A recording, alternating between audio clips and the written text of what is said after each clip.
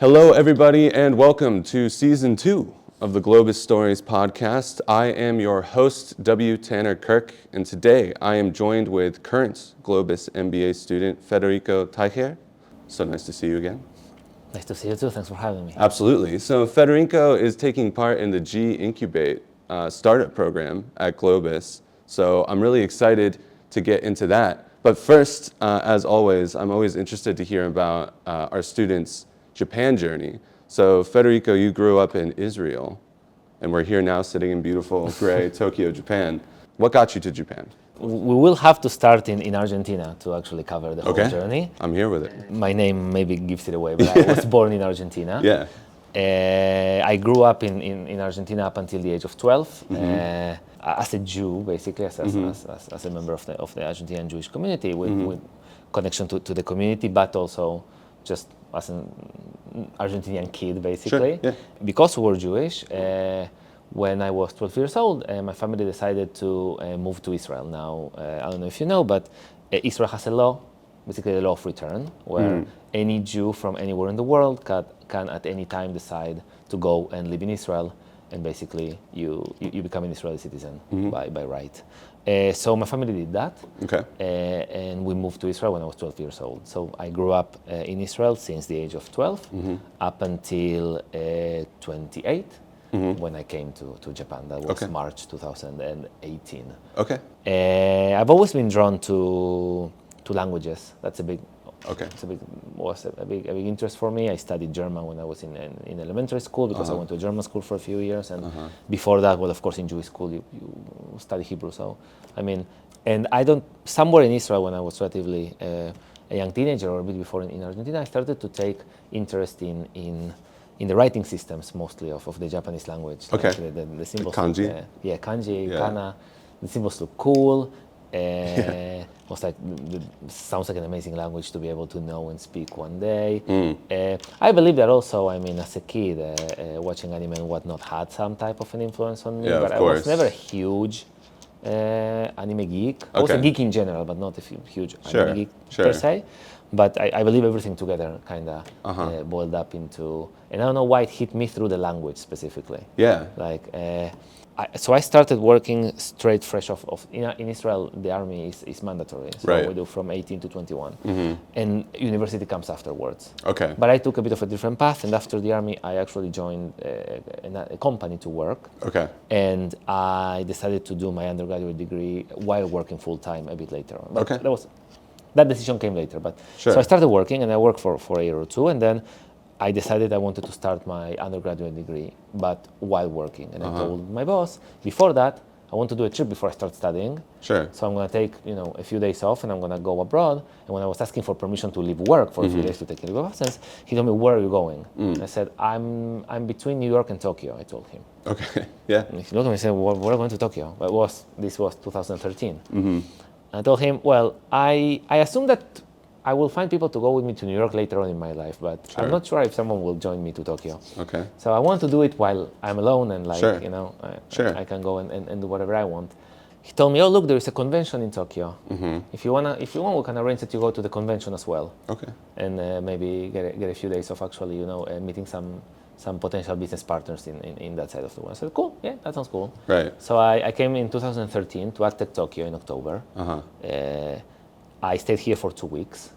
I really loved the city. I enjoyed. I came back home. Started my university.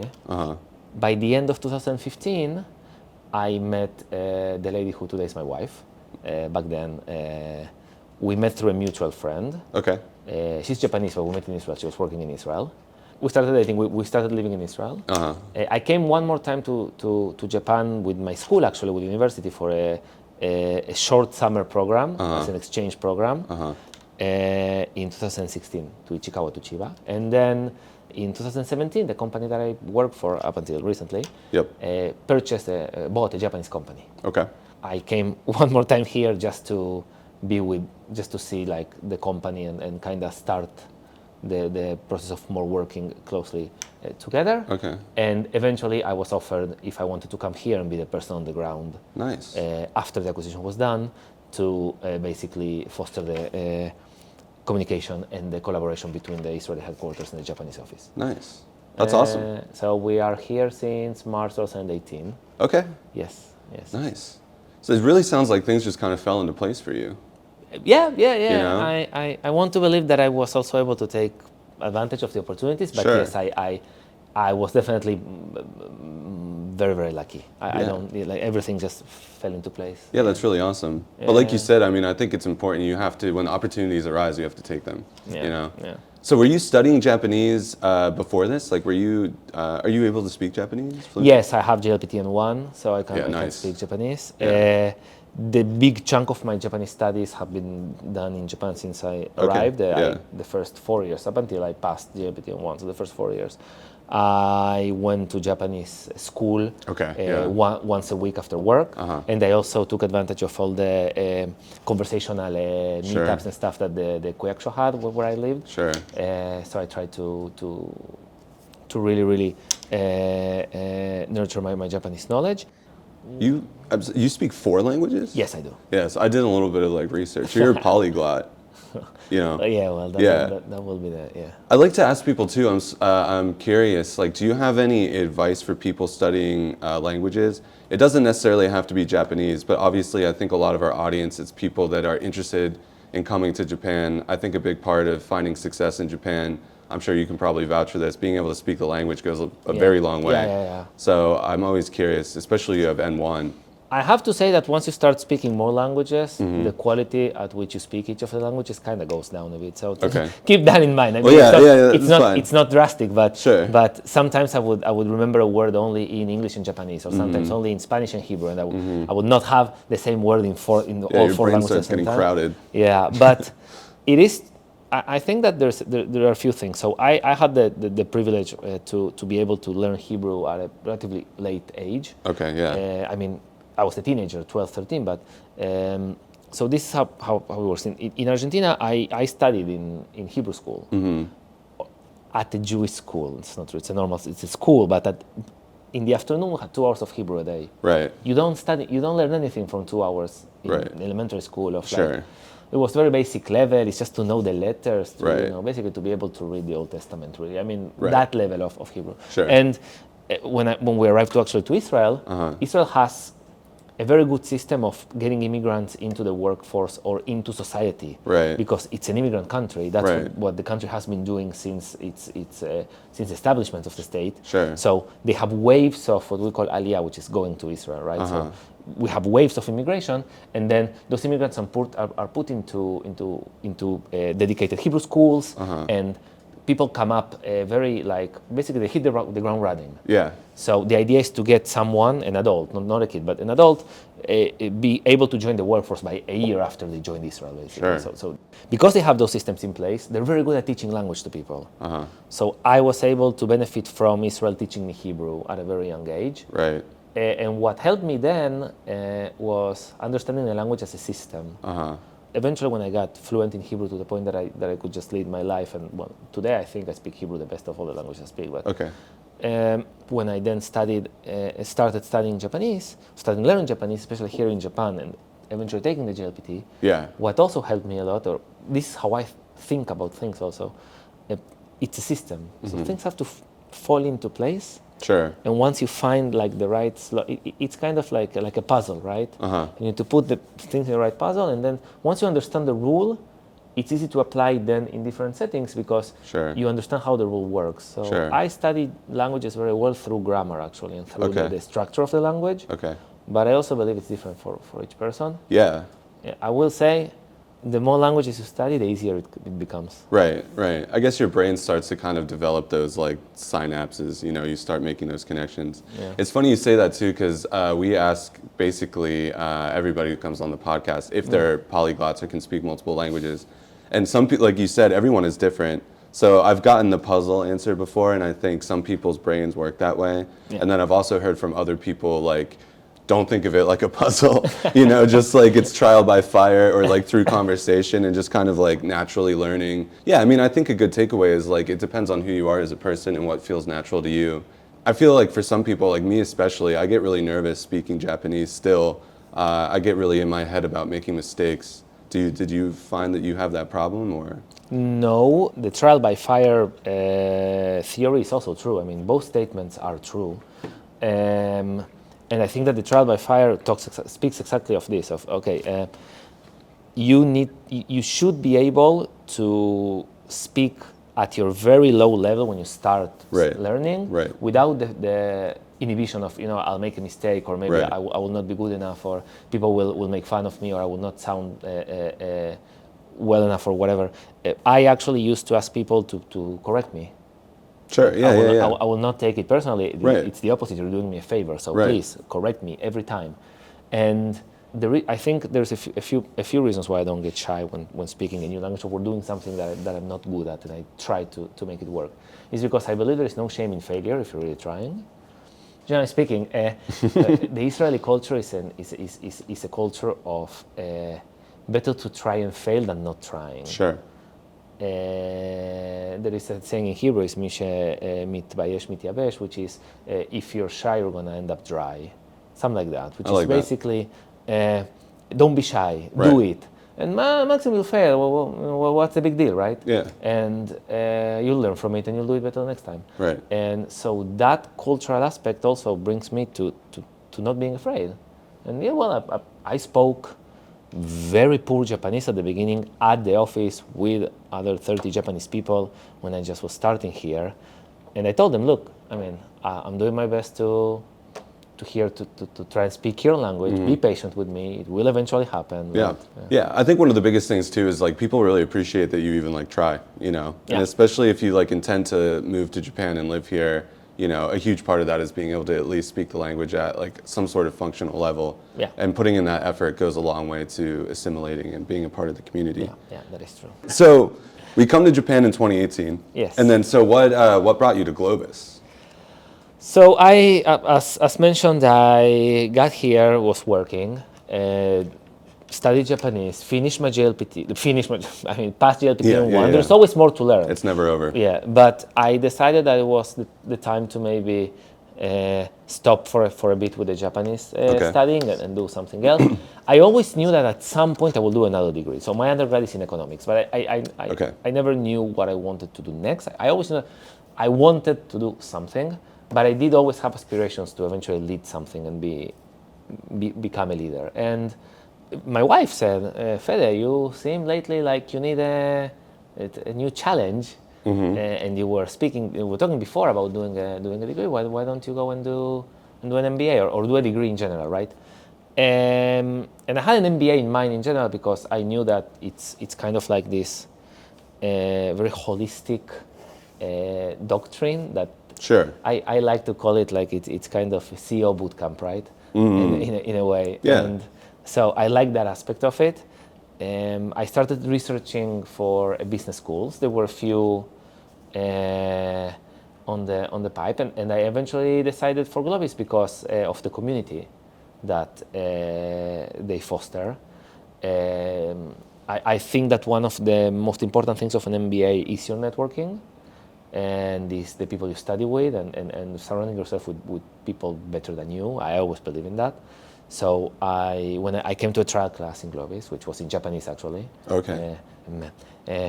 Mostly a genuine mistake of my part. I just saw it online like trial class, and I basically, my wife told me there's a trial class tomorrow. Why don't you go? So I look into it. I look into it. And I'm like, there's a class tomorrow. Let's go. So I signed into critical thinking. I came into the class. It's all in Japanese. I didn't know back then that there were also trial classes in English. So I knew the degree would be in English. Right. Because that's what I want. That's what I was saving. That's what I was saving for. But I finished the class, which I enjoyed a lot. Like it's 1 hour of some critical thinking exercises, and it's really cool. I felt that I learned something. I said, okay, if I do this for 2 years, I'm going to be at a completely different place. So I really want to do this. And I went to the admissions people there. And I said, look, I want to join the program, but I want to do it in English. So they put me in touch with the English side of the program, and then I applied and enrolled. I was doing a little bit of research. You graduate this September. Yes, I do. So when did you join? October 2023. October 2023. Nice. So a big part of our curriculum as well, you mentioned the community. Yeah. I mean, obviously that is a huge point of, or a huge benefit, I would say, of GLOBIS. That's what this podcast is all about, is kind of showcasing our community members. And I think our curriculum, too, is pretty unique. And GLOBIS is really big on this concept of kokorozashi, which obviously you're aware of as a student. But for those who don't know, or I guess, Federico, do you want to, what does kokorozashi mean to you? Because, I mean, I think it can mean slightly different things to different people. Sure.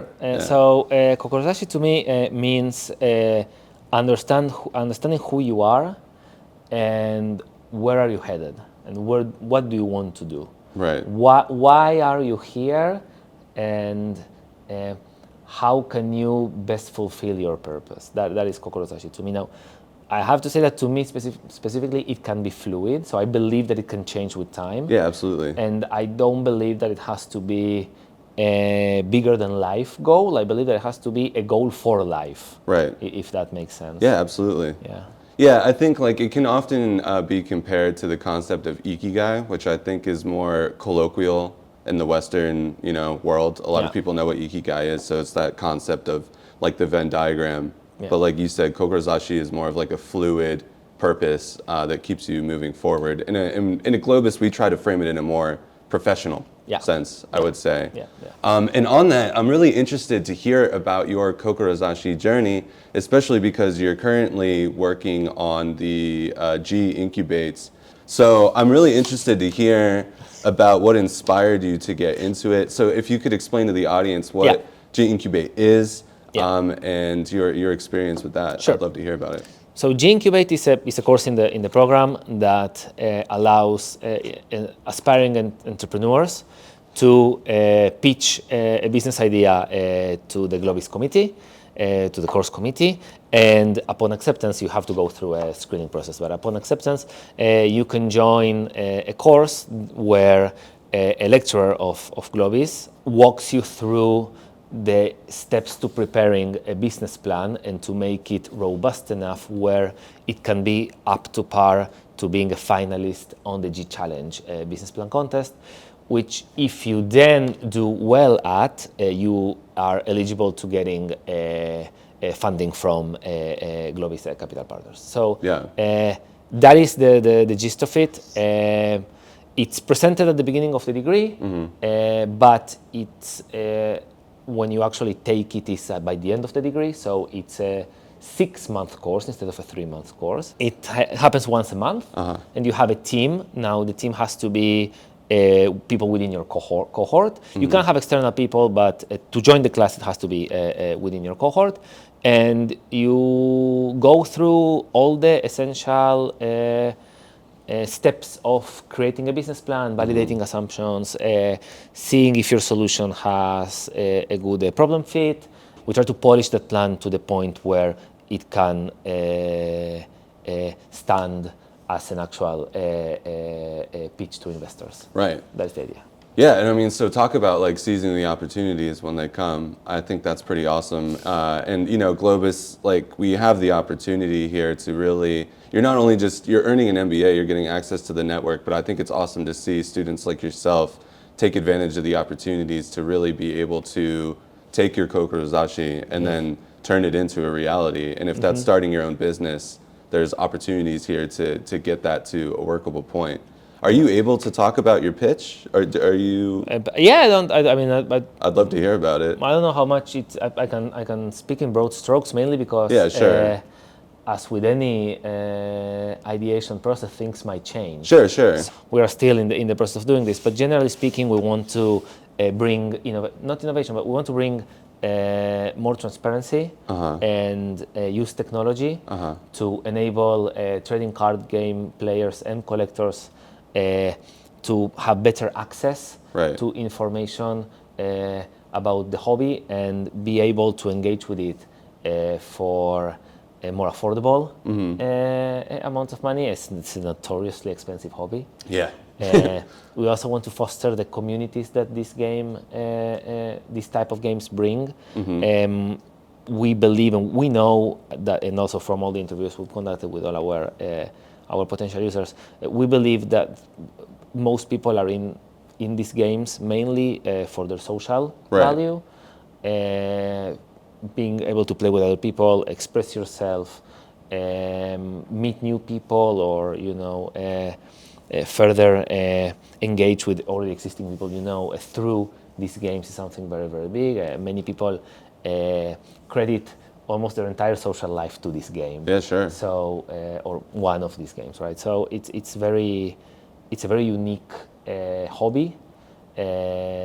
People are very passionate about this hobby when they get into the hobby. We are passionate about the hobby. That's why we're trying to do this. Of course. And basically, we believe that there are a lot of inefficiencies in the market that can be solved via technology, and that's what we're trying to do. That's awesome. So it's like the idea is it's a platform where people can get together and connect about the game? It will, yes. The idea is to have a network aspect to the platform, but we also want to provide players and collectors with the information they need to access the game. Right. Be it how to purchase their cards, where from, when, how to sell their cards, where to, when, what strategies people are playing, what strategies they would like to build, how to build them, what do they have in their collection. People who collect cards, eventually we end up with so much cardboard at home that it's sometimes hard to know what you have. Yeah, sure. So all those problems, I think we're looking what are the actual problems that are worth solving and how to solve them. And again, there's so much up in the air, and it's still very early in its infancy. I still can't say too much about. Sure. Yeah. Yeah, I think it's really awesome though. I mean, obviously you're a big Magic the Gathering guy. We were talking about that when we just started recording. I've dabbled in the game throughout the years as well. I know like Pokemon cards are obviously super huge. It's had like a massive resurgence. And Japan also, like Japan has a huge trading card game culture here. Yeah. Have you heard of, do you know Flesh and Blood? Yes, I've heard of it. I haven't played it, but I've heard of it. Yes. It's pretty fun. It reminded me when you brought up the like social aspect of it, because like the big mission statement of Flesh and Blood is like keeping it physical. Yeah. And they're all about the community building. Anyway, I digress. Is this something you came up specifically for G-Incubate, or was it an idea that you had before? So me and Kumar, one of my cohort mates, we knew we wanted to join G-Incubate. We are both very passionate about the concept of creation, and we wanted to see if we can try something, like if we can try to take an idea and bring it to a different place. I mean, we said we don't know where it's going to take us, and at any point it might change, it might stop, it might continue. We don't know, but that's the fun of it, and we both like uncertainty. We both like taking on new challenges. Yeah. And this looked like a really cool challenge. And again, if instead of doing a lecture type class, you can actually do a class where you're creating something on your own, regardless of where it actually will get. It might, even if, when we said this from the beginning, even if we don't go to genius, even if it stops, even if for some reasons we decide that want to take it in a different direction, we will still have the experience, and we're still enjoying it, and it's still super fun, right? Yeah. We started iterating on different ideas, and I knew for a while that I wasn't satisfied with how I was forced to purchase cards. Forced is nobody forces me to purchase cards, but you know what I mean, right? It can feel that way sometimes. My own brain forces me to I know what you mean though. But generally speaking, it's the options that you have to purchase cards. Or sometimes the hacks people have to go through to really make an informed decision. Maybe for people that are listening that aren't super into the TCG world, can you explain just a little bit like the situation with the market that makes it that way? There's a primary market where cards are sold by the manufacturer to the players. So like retail. Yes, retail on sealed randomized packs. Now cards, because it's a trading card game, they have the idea of different rarities. So there are some cards that are harder to find in packs than others. By orders of magnitude, specific, very sought after, like cool art styles, cool foiling. Foiling is when the card is shiny, right? So cool shininess of the card, or very rare or very strong cards sometimes, like that are needed to play the game. If you want to play optimally, yes, if you want to play to win. So those cards are harder to find than others in packs. So just by buying randomized packs, you cannot possibly satisfy your whole collection. And then it's where the trading card aspect appears. The idea is, okay, you will open some cards, your friend will open different cards, and you will trade between each other. And eventually you're going to get what you want by getting rid of the things you don't necessarily need. This creates a market around cards. So cards have secondary market value. It's a collectible. It's a sought after item with a price tag on it. Yep. And the price fluctuates constantly. The fluctuation can be because the game designers released a new card that synergizes well with an old card. Now the old card is actually more useful than it used to be before. So people want to play it more in their decks. So then the card goes up in price because demand rises. On the other end, the price of the card is also tied to the rarity of the card, how easy it is to actually get it in the pack. So those things really dictate the price. Sometimes price will drop, and the reason they drop is because the card was too strong, it's not allowed to be used anymore. There is a new banning, it's called, right? A new rule that says, okay, you cannot use this card anymore. So now all the people who have it don't need it anymore. Right. The card is less desirable. New people are not going to buy it, so the price goes down. There is a lot that goes into why cards have the price they do, but in a nutshell, that's the idea.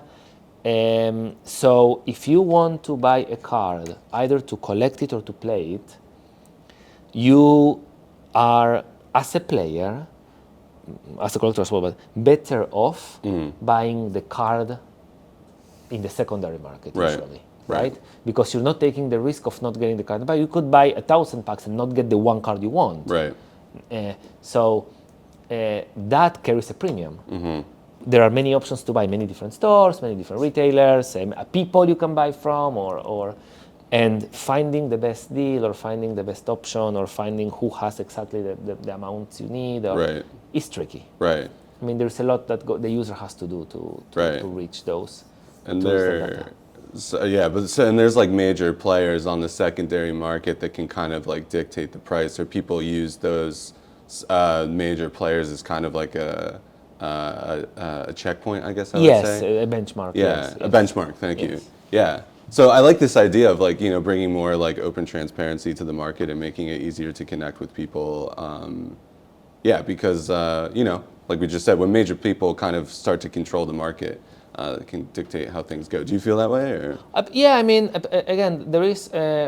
It's not that tools don't exist. We just believe that the tools available today are not satisfactory enough. Right. So we want to create a better tool. Right. And I wanted to have a better. I'm selfish. I want to have a better tool for myself, and then G-Incubate came along, and my partner also liked the idea. My schoolmate also liked the idea, and then we gathered the team around it that also liked the idea. Right. And now we're trying to see if, we're in the course now, so we're trying to see where it takes us. Yeah, and I mean, I think that's a great thought process because to me, it really it starts with a problem that needs to be solved, right? Yeah. And you seem like you're a problem solver. You enjoy a challenge, like you enjoy putting things together. I know you're still mid-process, but is there like a big lesson that you've learned so far? Maybe something that's surprised you for other people out there listening that might be inspired to come to GLOBIS and try G-Incubate, or just in general, like getting the gears turning about starting a business or pitching to a venture capital someday? Yes.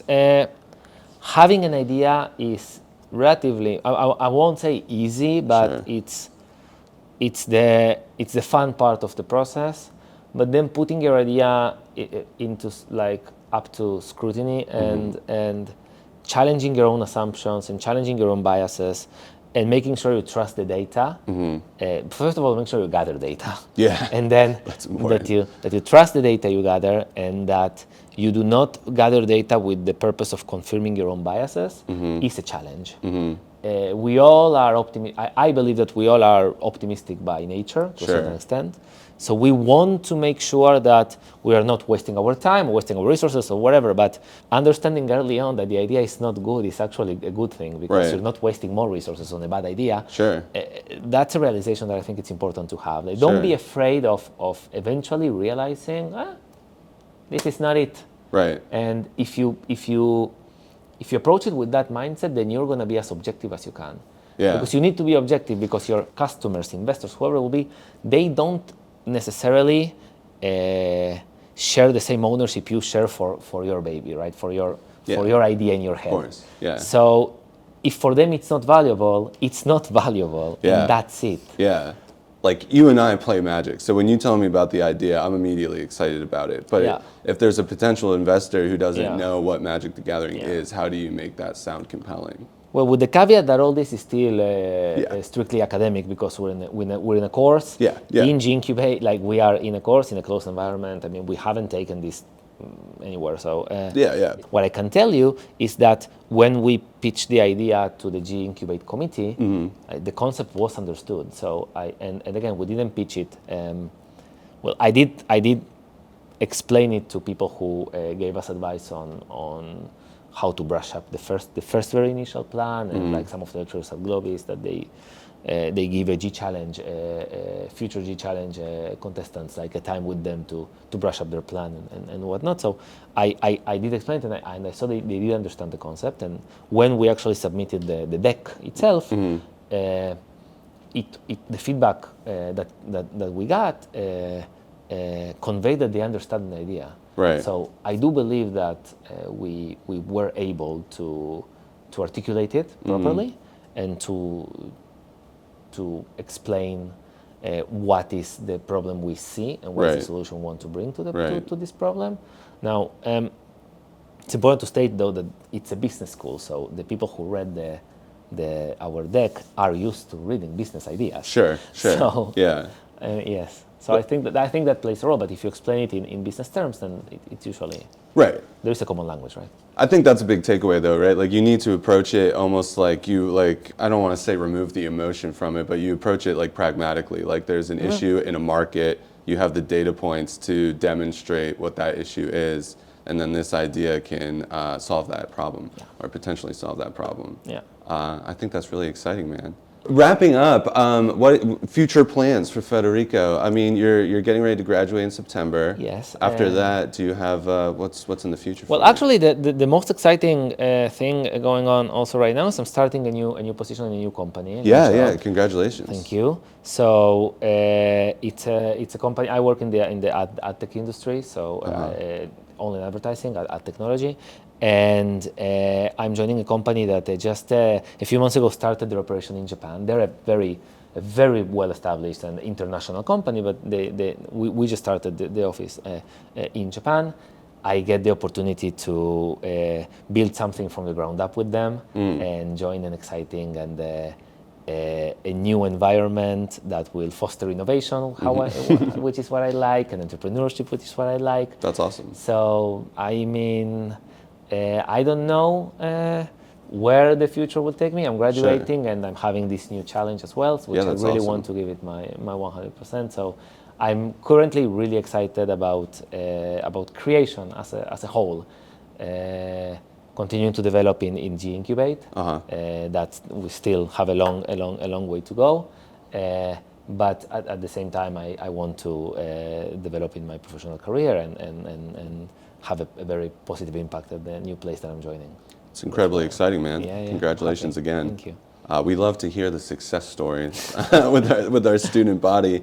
And then the final question that we like to ask everybody, it's a little corny, but I think there's a lot of value in it. If you could go back in time to talk to little Federico, and you can choose which era, which Federico era it would be, but like if you could give one piece of advice to your younger self, what would that be? I think that I will go back to my post-army and when I joined my first company. Sure, days. So like it was like 21-ish? I was 22-ish, 22, that era. And I think I would tell myself to just trust the process. And I think we tend to be hasty. We tend to want to put the cart before the horses. And I learned recently, actually, that there are things that just need time. It doesn't mean that you need to sit still and let time do its thing. That's not what I mean. But I mean that the actions you are supposed to take, or the actions that you are better taking, will become clear with time. So give yourself time to reflect. Give yourself time to also look at what you've achieved up to this point and enjoy it a bit, and then face the next challenge. And just trust the process. Eventually, with time, if you put enough thought into it, things will become clear. I think that is. Fantastic. Yeah. I love it. Also, real quick, I've been meaning to ask you, but I got all wrapped up in your story. Like, you strike me as like a blue player. Like, what's your favorite like kind of deck to play in Magic? I do like blue. Like, are you a Timmy or are you a Spike? You know? Well, I'm not a Timmy and I'm not a Spike. I'm somewhere in between. Sure. No, not true. I am a Spike for the self-improvement part of it. So yes, I play to win. I don't play commander. Right. Yes, I play to win. My favorite deck is blue-white control.